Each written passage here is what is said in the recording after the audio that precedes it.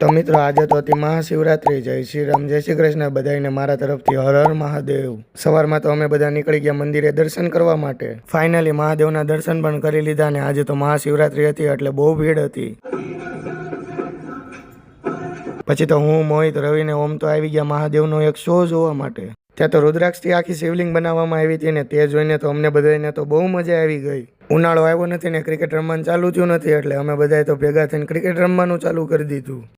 વાત તો સહી હે. ચણાના લોટના તો બધાએ ભજીયા ખાધા હશે પણ અમે તો આજે ઘરે ફરાળી લોટના ભજીયા બનાવ્યા હતા. લે અચ્છા. રાત્રે તો સ્મિતનો ફોન આવી ગયો કે આજે તો તરબૂચ ખાવાનું છે એટલે અમે બધા તો નીકળી ગયા. મને તો તરબૂચ ખાધું ને એ તો બહુ ગળ્યું હતું ને તરબૂચને ઇંગ્લિશમાં શું કહેવાય કોમેન્ટ કરજો. ઠીક હે. વિરાટનો તો બર્થડે હોય ને એ તો તરબૂચ વાળી કેક કાપતો હોય એવું લાગતું હતું. લે પૂર્યો તો હમણાં 2 દી થતો લગ્નમાં હતો એટલે દેખાતો નહોતો એટલે આજે આવ્યો એટલે એનો તો વિડીયો ઉતારી લીધો. તો મિત્રો તરબૂચને ઇંગ્લિશમાં શું કહેવાય કોમેન્ટ કરવાનું ભૂલતા નહીં. હવે મળીએ કાલના વ્લોગમાં. જય શ્રી રામ, જય શ્રી કૃષ્ણ, બાય બાય.